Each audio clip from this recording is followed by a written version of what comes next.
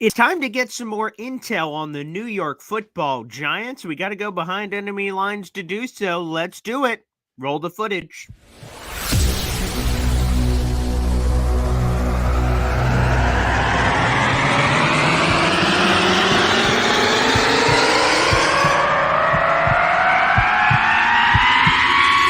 Zoinks!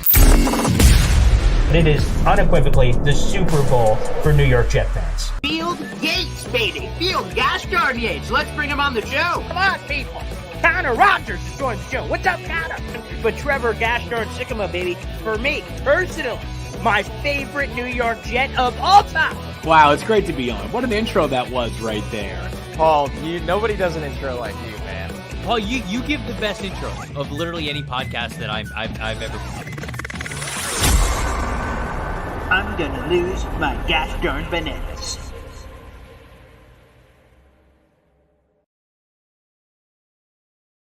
Good morning, everybody. What's poppin'? My name is Paul Eston Jr., a.k.a. Boy Green. I'm the New York Jets digital reporter for Heavy.com. This is Boy Green Daily, a daily New York Jets video show. We also have an audio-only podcast available. Wherever you find your podcast, simply search for it. Bing, boom, bam. Hit the old Bing search on your old podcast. Hit a Boy Green Daily, and you will find it, baby. It's time to go behind enemy lines. We should be joined by our Giants guest momentarily here. Regardless, we'll be diving in on the Jets, Giants, Nuggets, and storylines. If you guys have any questions live during the show, make sure you hit up the comments section. We're streaming live on the Heavy on Jets Facebook page, my YouTube channel, youtube.com/BoyGreen25, and of course on Twitter as well. The Facebook and YouTube comments come through StreamYard. Twitter does not, so make sure you click on one of those links to submit your questions if you'd like to do so. Here's the thing, and I'll be asking, we have another Giants person joining us later this week, but I have a question. My question is this: is the Jets-Giants thing a rivalry? I'll probably put that up as a poll one of these days, but they only play once every 4 years. Of course, they've got the annual Snoopy Bowl. They don't call it that anymore, but I do. The annual Snoopy Bowl in the preseason, and that's fine. That's whatever. But is it really a rivalry? They're in opposite conferences. One's in the NFC East, one's in the AFC East. I'm not sure, but it's interesting nonetheless. For the Jets-Giants history, like I said, they only play once every 4 years. The Jets haven't lost to the Giants in the regular season since Christmas Eve of 2011, and that one's a painful one for obvious reasons. The Jets lost that game 29-14. Both the Jets and the Giants were on the outside of the playoff picture. It was do or die game for both teams. The Giants win that game. They end up winning the Super Bowl that year, beating the Patriots, so that's not bad. Rather the Giants win the Super Bowl than the Patriots, personally, but nonetheless, you have that going on. And then that was the Jets have the Giants backed up in their old goal line. Victor Cruz, couple of Jets hit each other. It's that long touchdown, which flips the game. Coulda, shoulda, woulda. Boy, that game is painful. And then we go to the prior two. I will say, before I even get there, though, I shared the clip on Twitter or X or whatever we're calling it.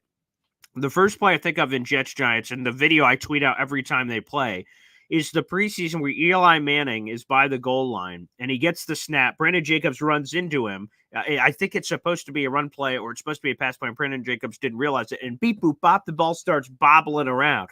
He gets knocked out of Eli's grasp, and Calvin Pace comes around the corner and just gives him the business. And the ball just, bloop, pops up, and he's bloody and gashed, and we don't get that kind of violence in football much anymore, but that's the one I still think of when I think of Jets-Giants. That's the first play that comes up. People have brought up the Jamal Adams, give me that fumble rip / interception where he blows past Saquon Barkley and rips the ball from Daniel Jones. That one's good too. So it reminds us of our Jamal Adams days. But either way, no matter how you remember it, like I said, the Jets have not lost to the Giants since 2011. The 2015 game, that was 23-20. Remember, that's a Brandon Marshall, crazy touchdown catch, and the Jets winning that one in overtime against the Giants. That was a fun one. And then 2019 was that Jamal Adams, give me that. Where they ended up winning by a touchdown. That was the difference in that contest. So the Jets are on a mini winning streak here versus the Giants, and this is must win. We talked about it yesterday in depth with Italy Jet on the program yesterday. And the fact of the matter is if you want to be serious, you can't, like, you let the Patriots one slip earlier, and that one's still painful because the Jets could be in a much different position right now at 4-2. They would be ahead of the Buffalo Bills because of tiebreakers than where they currently are. Unfortunately, they did not handle that business. So I think, in my estimation, you need to correct the wrongs of the past and beat some of these teams, because you're going to have some of these teams coming up. Chargers were mentioned. Raiders were mentioned as teams that are coming up. And obviously, you have this week's game against the Giants. These are all games that you can win and should win. Chargers have a really good quarterback. Raiders are dealing with quarterback issues. Hell, the Giants are dealing with quarterback issues. Let's get into that a little bit here. Here are the numbers on the season for old Daniel Jones and Tyrod Taylor. Excuse me.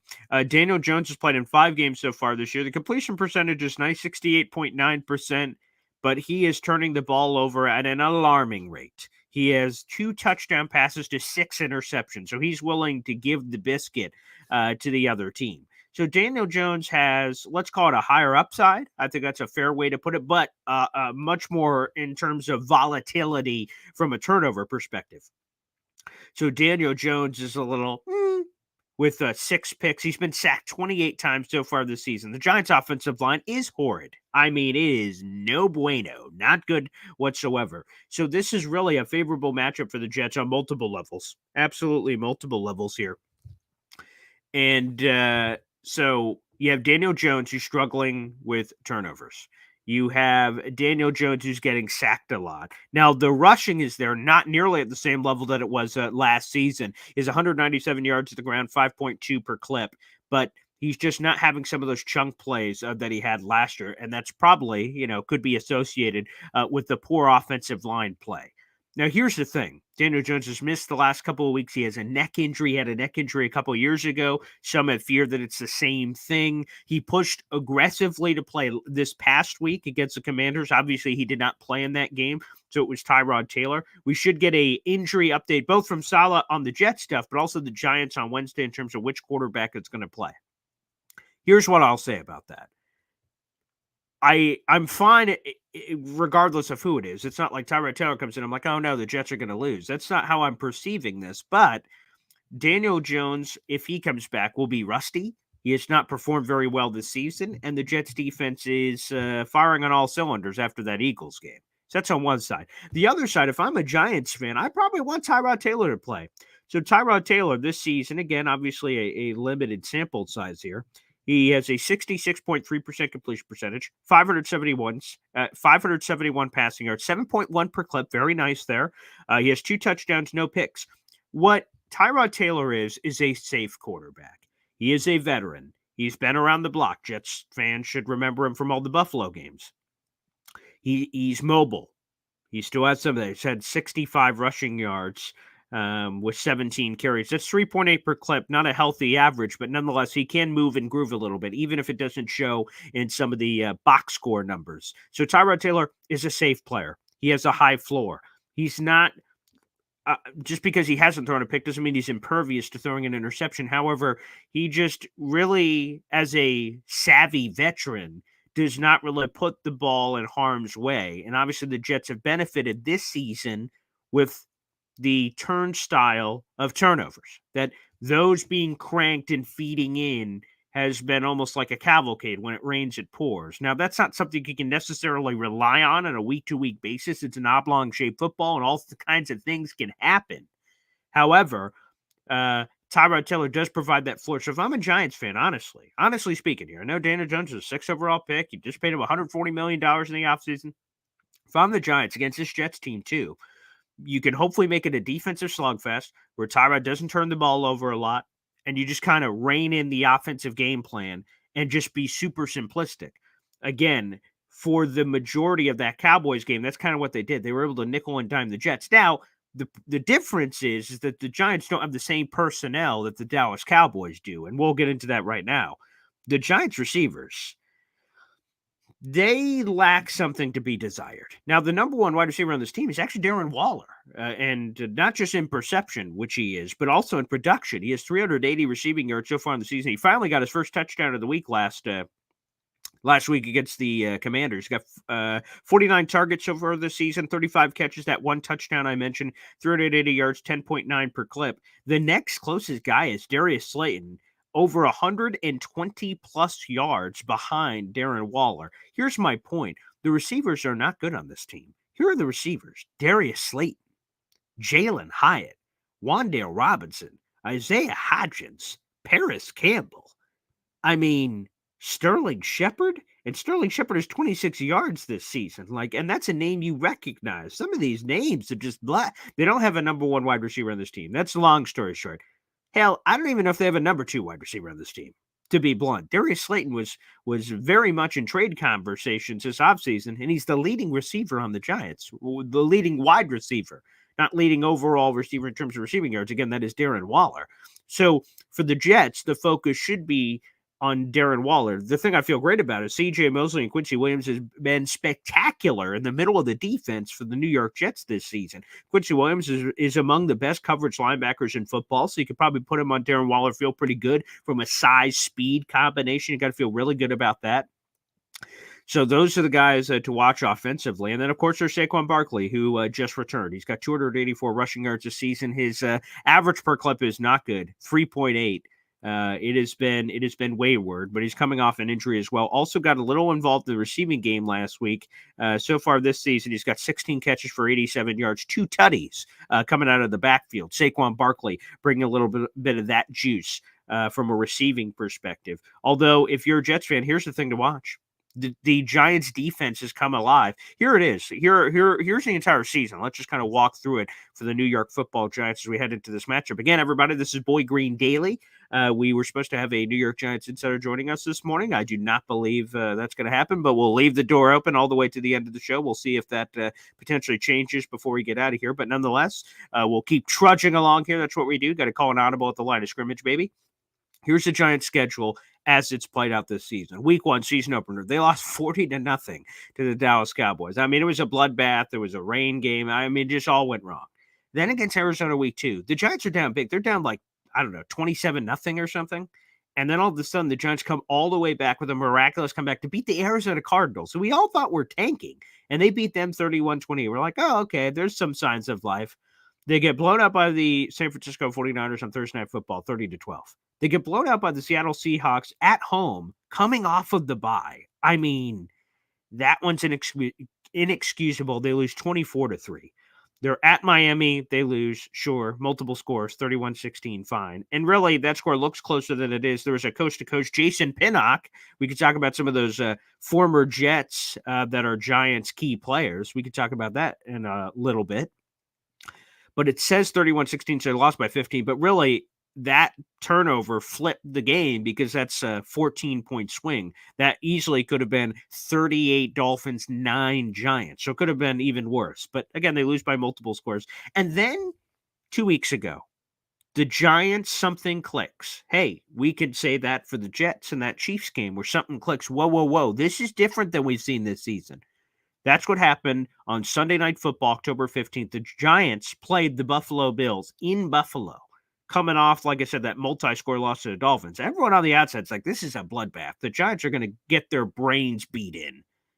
However, they didn't. The Giants were leading the entire game. They were up 9-0, and then they blow the end of the half.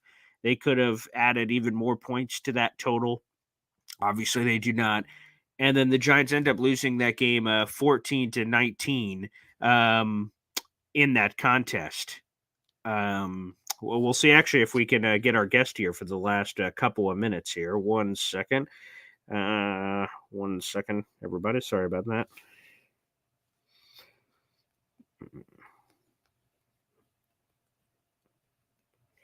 Okay. Yeah, actually, it looks like we'll get our Giants guest here in just a second, even a little bit late. So thank you guys for hanging on. Just messaged him. He should be joining us here in just a moment. But as we're continuing to talk here and go through this, something clicks in that game. That's really where I want this Giants insider to pick up because I want to know what potentially clicked in this contest. So we'll hopefully find that out in just a second. So they lose the game, but they should have won, quite frankly, at the end of the half. And then last week, they beat the Washington Commanders. Again, the score doesn't quite indicate what actually happened.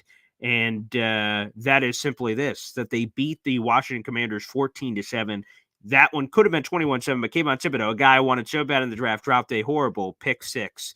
And that one was a win for the Giants. Only their second win of the season. They're 2-5. So there's much to be desired from that perspective. Now they head in, but let's be honest here. If the Giants are looking at their schedule and the Jets are taking a step back, Robert Sarver mentioned this during his press conference yesterday. The Giants got to be looking at the schedule saying, there's some winnable games here. They see the Jets, and then they see the Las Vegas Raiders. Those are the next 2 games for the New York Giants. Hell, if you want to expand it beyond that, 3 of their next 4 or 4 of their next 5 or even 5 of their next 6. I mean, I could kind of keep going here. They play the Jets. They're at the Raiders, at the Cowboys. That's probably not ideal for the Giants, rather. Then at Washington, they just beat them. And then against New England, who has been, I'm glad they beat Buffalo. Thank you. Thank you very much. I appreciate that. So that's beautiful. So you have those next couple of games. And if we're being honest with ourselves, like I said, the New York Giants are looking and saying, maybe we could go on a run here. Now it's up to the Jets to say, hey, we have the same old Jets, baby. That ain't happening. No, sir. I'm afraid not. I'm afraid not. We're about to give them the business. Now, personally, I think this game could go one of 2 ways. One, the way I believe it's going to go is a romp. I believe the Jets are going to smack around the Giants, as they should, quite frankly. But the other way it could go is, as I mentioned earlier, the defensive slugfest of like a, I don't know, 12-8 game gross. I hope it's not, because, like, again, a Breece Hall or something could break one. Hopefully you get Garrett Wilson involved. You get some of that action going on. That would make me feel a lot better. But there's a chance, especially if Tyrod plays, because, again, he's been, at least so far this season, less turnover prone as it pertains to this season. He's been less turnover prone. So that could, if you cut out the turnovers and they just play competent football of moving the football a lot, that's where potentially we could get into. That's how we could potentially get into this one. We'll see. Let me answer a couple of questions here. We'll see if our guest, he just messaged me, so he should be on here momentarily, at least for a few minutes, but TBD on that. Yeah, that would be awesome, Dakota, saying 6-3 heading into the Buffalo game for a final matchup with them is the plan right now. Again, as far as I see it, each game has its own particular factors, obviously. You have this Giants game, which we talked about for the last 17 minutes. You have the Chargers game, Monday Night Football. Justin Herbert's really talented, but he's been missing some guys. And we'll get more into that during the Chargers week. But he's been missing wide open guys. I've been watching a lot of Chargers game this year, and I'm like, what is going on over there? And he's missed a couple of tutties, which has obviously changed their season. And then the Raiders are kind of a disaster. But we'll have more on that coming up. And Dakota, I love all the positivity. Jared, with the Zoinks skip. Yeah, you get some of that in. Good morning to Kyle, who's joining us here on the chat. That's very nice.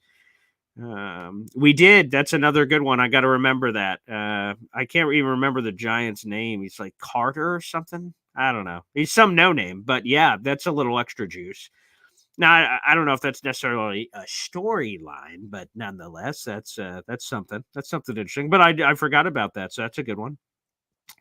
Can I believe there are no dominant teams in the NFL? Yeah, the 49ers lose last night. I predicted it in our NFL pick segment on the radio show. So, very nice. Although I did have a horrible week. Only had 3 wins overall, so not good. That's against the spread, of course, but did not do very well. But you see that, and not too shabby. All right, without further ado, guys, let's bring him in. This is Ed Valentine of Big Blue View. He normally joins me on the radio side of things, and he will a little later this morning here locally in Syracuse. But without further ado, let's bring him on the show. Good morning, Ed Valentine. Morning, Paul. How are you? I'm doing excellent, Ed. Thank you for joining us. And I want to ask you this, because that's what we're just walking through as we went through the Giants schedule. It seems like something clicked for the New York Giants on Sunday, October 15th against the Buffalo Bills, a game a lot of people on the outside thought the Giants would get blown out in, but something seemed to click there, and then that was seemingly carried over into the Washington game. What happened leading up into that Bills game?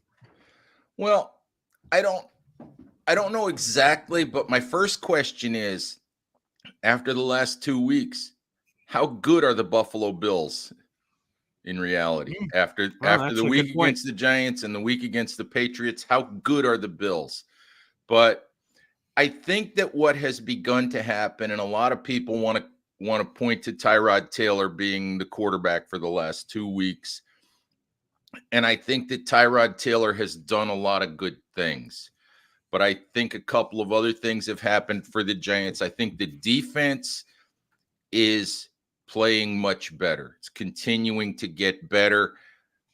Early in the season, there were a lot of tackling issues. You've got some young players adjusting to the NFL, but that defense has played much better. Held Buffalo to 14 points, and only gave up 7 points on Sunday. Had 6 sacks against Washington, which that's a porous offensive line. On the offensive side of the ball, Saquon Barkley was back for the last 2 weeks, and I think that's huge. And the Giants, I've been screaming for weeks now that the Giants have not been running the football enough. They've been giving up on the run, and I thought that the last 2 weeks they didn't run the ball dynamically, but they didn't give up on the run either. Against Buffalo, they kind of shortened the game, and against Washington, Barkley carried the ball more than 20 times. And that's massive for an offense that has a hard time protecting the quarterback. You can't run the ball. I think in one of the games without Barkley, I think Matt Breida carried the ball 4 times. And you just can't you can't run an offense that way when your offensive line struggles to protect the quarterback. The line's been better the last couple of weeks, and maybe some of that's Justin Pugh, returning, although Pugh has, he's been at left tackle where he doesn't belong, and he's been struggling, but he's a presence for them. But I think they've had better balance on offense, and I think that's helped them quite a bit. What do you think the quarterback decision is this week? Because on one side, Daniel Jones got paid $140 million in the offseason, and that's a sign of confidence and more than that, obviously. But Tyrod Taylor is also the commonality over the last 2 weeks. He happened to be the starting quarterback as they were competitive against Buffalo and also winning the game against Washington. So what's the decision this week? Because it sounded like Daniel Jones was kind of pushing to play this past Sunday. Well, I think that Brian Daboll kind of opened the door a little bit to a decision on Sunday. He was asked about that, and he didn't 100% say Daniel Jones is definitely the starting quarterback. But when you look at this, Daniel Jones has to start when he's healthy. Let's give all kinds of credit to Tyrod Taylor. He played well against Buffalo, although if he makes a better decision at the end of the first half, they win that game. If he doesn't make a mistake that a 13-year veteran shouldn't make, they win that football game, because at the end of the game, they're down at Buffalo's 1-yard line, and all they need to do is kick a field goal. They don't need to try to run a play and get in the end zone. They just need to kick a field goal, and they win the game. But and the other reality of it is Taylor played well Sunday, but the Giants scored 14 points. They weren't a juggernaut on offense. And look, like I said, I want to give credit to Tyrod Taylor because he played well. He did what a backup quarterback needs to do. He gave them opportunities to win 2 weeks in a row. But the Giants gave Daniel Jones 4 years and $160 million for a reason. Daniel Jones played good, winning football for them a year ago. They gave him that money. They added weapons in the offseason to try to prove or to try to find out whether or not there was more in Daniel Jones. And I look at the Giants, and the Giants lost Saquon Barkley after 2 games. The offensive line has been a mess. In my view, the offensive game planning was a mess for the first 4 or 5 weeks. They really didn't know what they wanted to do. In my view, with Barkley back, the offensive line's beginning to settle down a little bit. Maybe Andrew Thomas plays this week. for the future of the franchise, and you have to realize it's about the future for the Giants now. It's not about 2023. It's about where they're going. You can argue that they could get on a run and sneak into the playoffs, but they want to be more than that eventually. They want to be San Francisco. They want to be Philadelphia. They want to be one of the top teams in the division. And they have to find out once and for all, when they put all the pieces around Daniel Jones, they have to find out once and for all if he can do what they think he can do. And the only way to do that is to play him. Sure. And the way I look at it is, if they don't play him, maybe you can argue that yes, the offense has definitely functioned better the last 2 weeks. But if they don't play him, then you're basically throwing up your hands not even halfway through the season and saying we're in the quarterback market in the 2024 draft. Because Tyrod's not the long-term answer. He's 34 years old. He's been on a half a dozen teams. Every time he's been given the opportunity to be the number one guy, teams eventually have decided to move on. So he's not the long-term answer at 34 with, 13 years into the league. Yeah, and to your point, I mean, let's just be blunt here, that the Giants overall are 2-5. And then to your point, even with the offense, quote unquote, looking a little bit better with Tyrod, we're talking about 14 points and 9 points. It's not like he lit the world on fire and Brian Daboll has some difficult decision here, right? If they scored 45 in back-to-back weeks, oh boy, what are we going to do here? This team is red hot. That's not necessarily the case. So when you dig in a little bit deeper, yes, it's been better for the Giants, but how much better? I think actually that's a fair point, considering, again, just a couple of months ago, Giants doled out $140 million to Mr. Daniel Jones. So it seems like that's got to be the play here.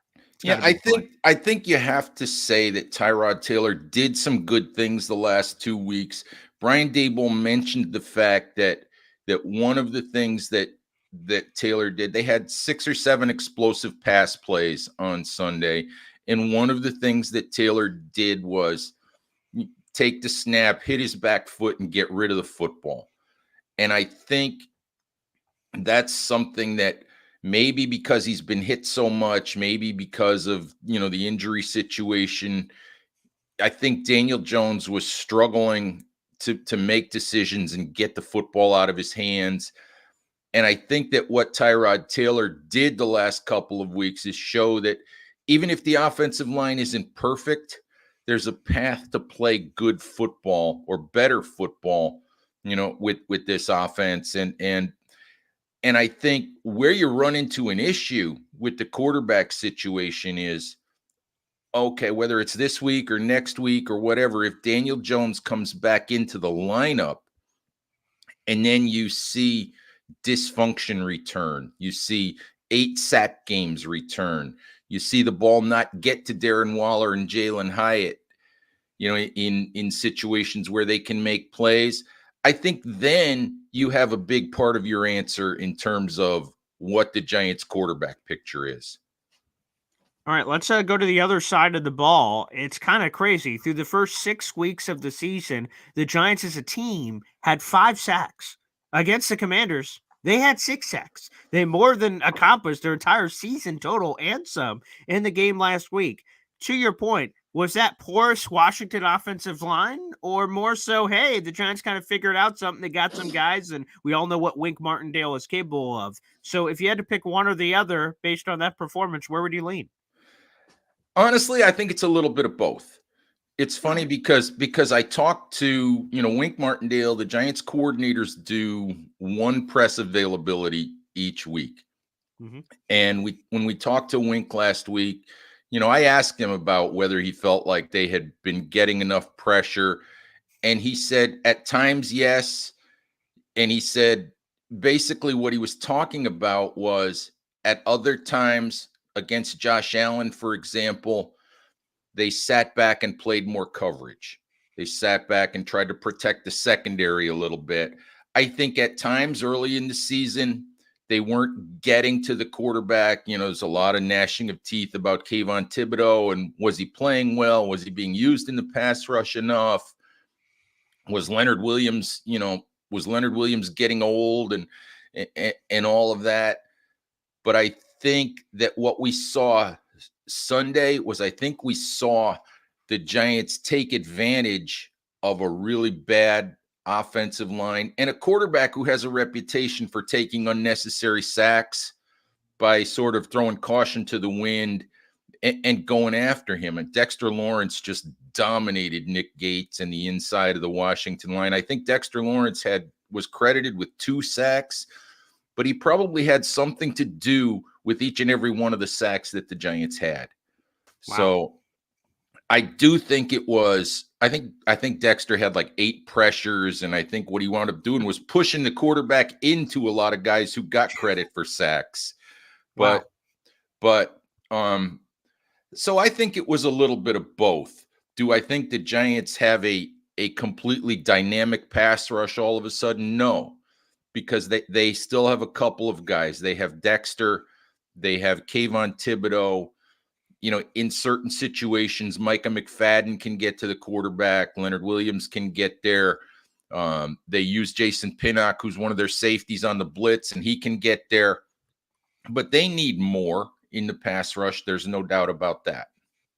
All right, again, we're speaking with Ed Valentine here, a Big Blue View, baby, here on Boy Green Daily. We appreciate everybody tuning in. I'm curious about a couple of former Jets that are playing roles for the New York Giants. We'll start on the back end of the defense. Jason Pinnock, the Jets tried to play that crazy game of roster roulette. Oh, let's try to sneak a guy down to the practice squad. Giants said, in the wise words of Lee Corso, not so fast, my friends. Thank you very much. They pluck him, and he apparently has been a starter for you guys basically ever since. How has Jason Pinnock been? We saw the pick 6 against the Dolphins. That was very nice. A splash play there. It seems like he's making plays for the other team at MetLife Stadium.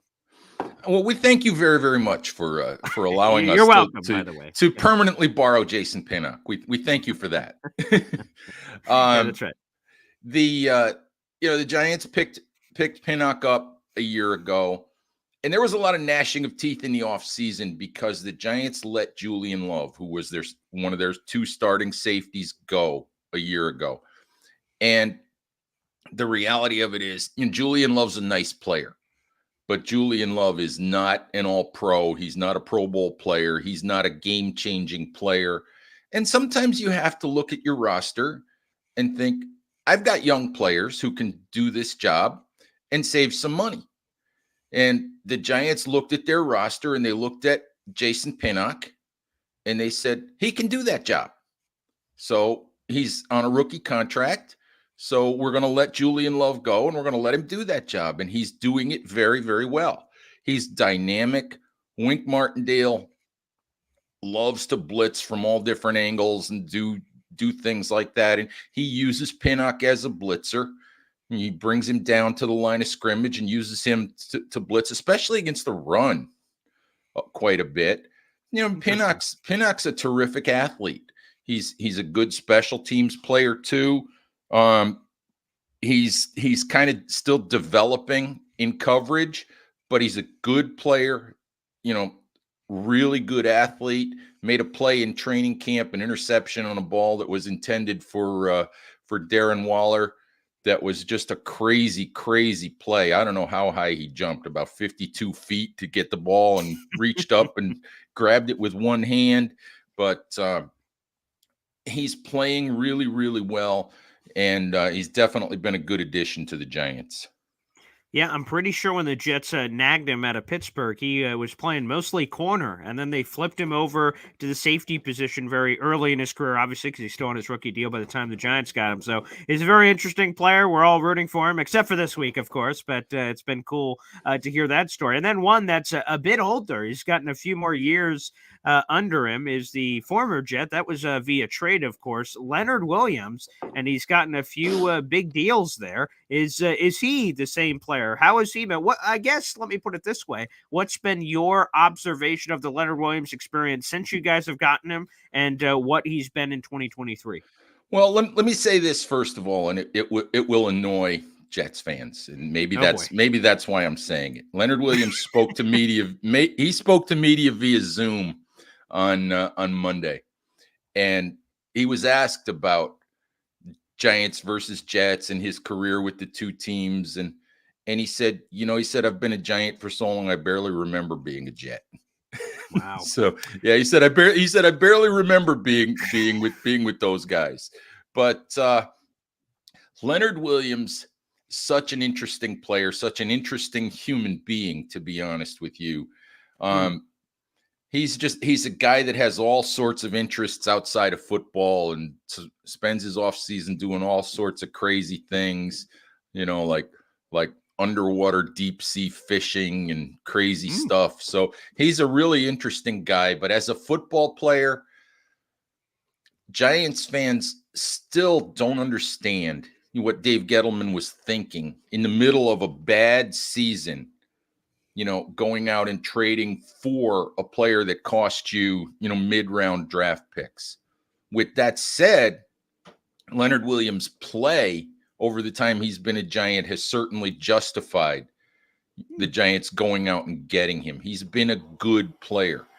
But I think Jets fans also know what Leonard Williams is too. He's a good player who helps your football team, but he doesn't always compile numbers. He doesn't always make a ton of plays. He's a guy who tremendously athletic, can do a lot of things, can draw double teams, but he's not always the guy that's going to make the play. And that's the guy he's always been with the Giants. I think he's had one double-digit sack season.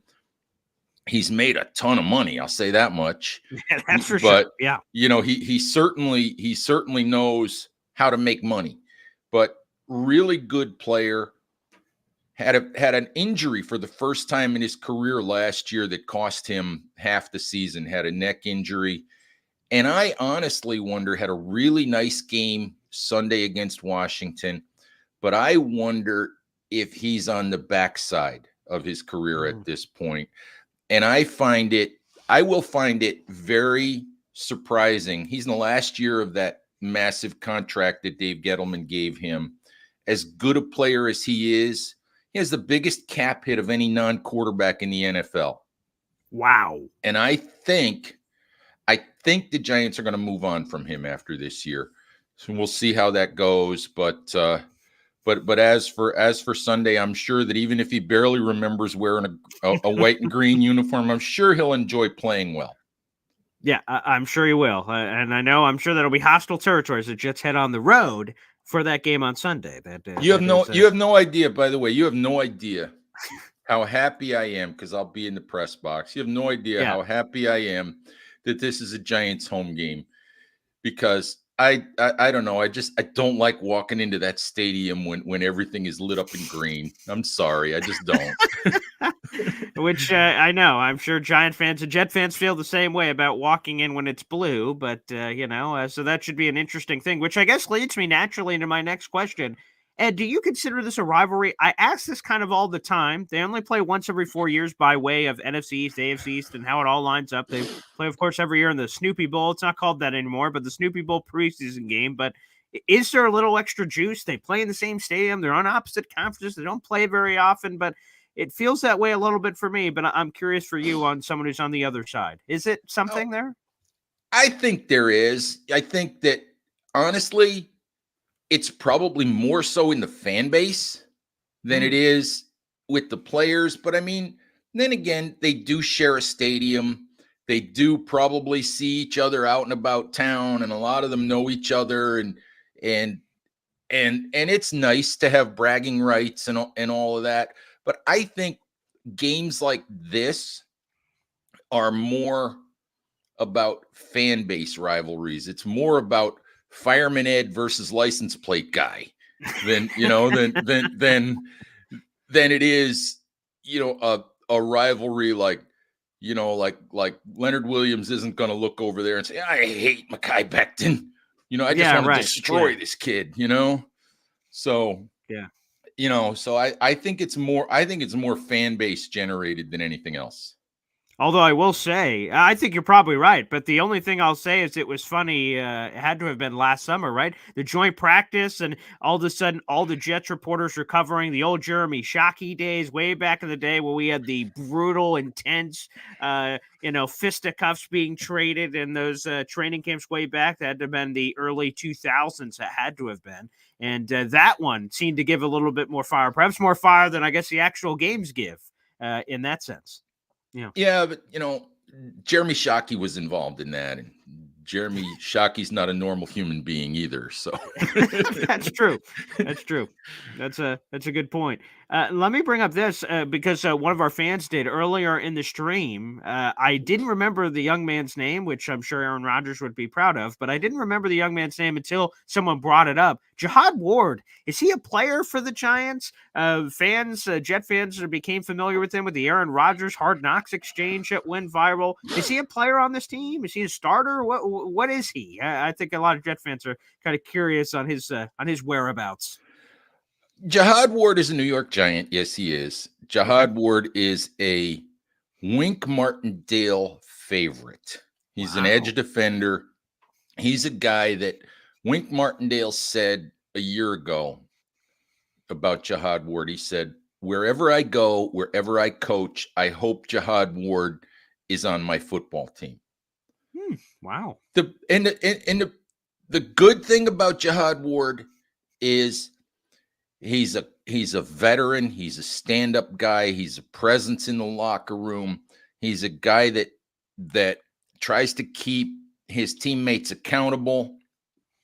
He's a guy that the Giants will turn to at times. When there was a big fight in training camp a year ago, the Giants sent Jihad Ward out to talk to the media to smooth the whole thing over.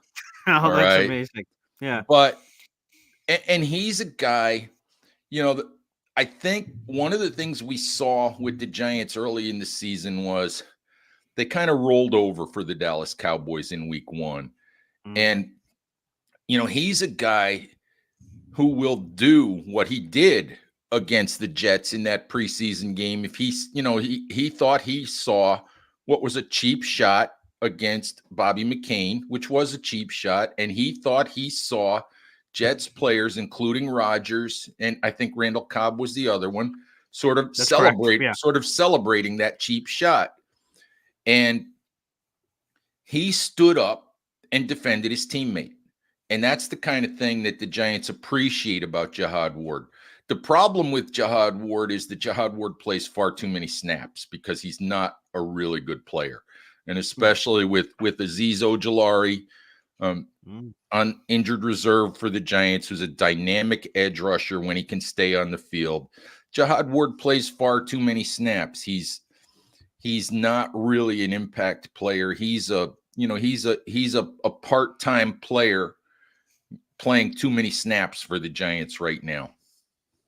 We know a few of those on the New York Jets, but more of that later, perhaps, at Boy Green Daily to come.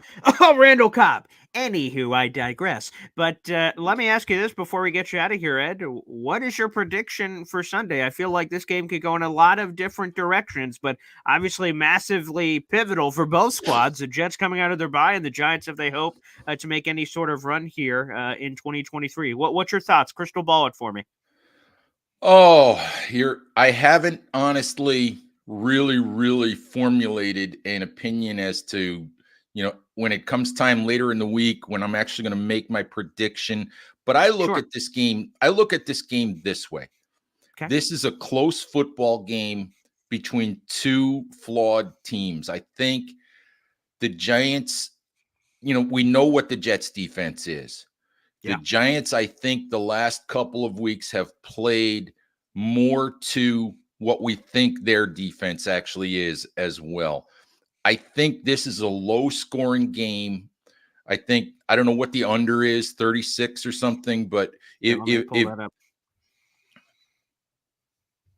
I was going to say, if you're a betting person, what is it? Is it 36? Yeah, I'll have it in 1 second here. Let me grab that. Yeah. Whatever it is, put your money on the under. All right. Whatever it is, put your money on the under. This is still a Zach Wilson led Jets offense that plays things as close to the vest as it can, and it's a Giants offense that's averaging 12 points a game. So against a really good defense. So put your money on the under. I think this is a close fourth quarter game that comes down to whichever team makes the big special teams mistake, whichever team, creates the strip sack that turns into a touchdown. 36.5. Oh, 36.5. Good Yeah. Lord. Take the under, people. Take the under. That's disgusting. But It yes, is. yeah, it is. But take the under anyway. But Wow. I do. I think this is a game that comes down to, fourth quarter and which team suffers a breakdown, which team makes a huge mistake, which team makes that game changing, pick six, in the last few minutes. And it's hard for me at this point. I don't know if Daniel Jones is going to play. I don't know. The Giants were missing 3 starting offensive linemen Sunday against Washington. I don't know if those guys are going to play this week. I think 1 or 2 of them might. So I kind of want to see, who's playing for the Giants. But I do think either way, this is a close game that comes down to more or less who messes it up in the fourth quarter. I could certainly see that as a possibility. Again, we were talking about the possible outcomes earlier. That is among them. There is no doubt about it. But 36.5. Good Lord. I hope for all the fans in attendance for this poor football game it is above that. But again, within the realm of possibility that it's also under. And that is absolutely disgusting. Oh, what is this, 1942? What's happening here? 36.5. Good night. Have mercy. Well, nonetheless, Ed, I appreciate you jumping on, giving us another perspective on this Jets-Giants game. I'll be speaking to you later on our radio show, but I appreciate you jumping on the video side. I love seeing you, pal, so thank you very much. No problem. Thanks for having me. All right, thanks, everybody, for tuning in, and we'll see you tomorrow morning for another Boy Green Daily. Take care.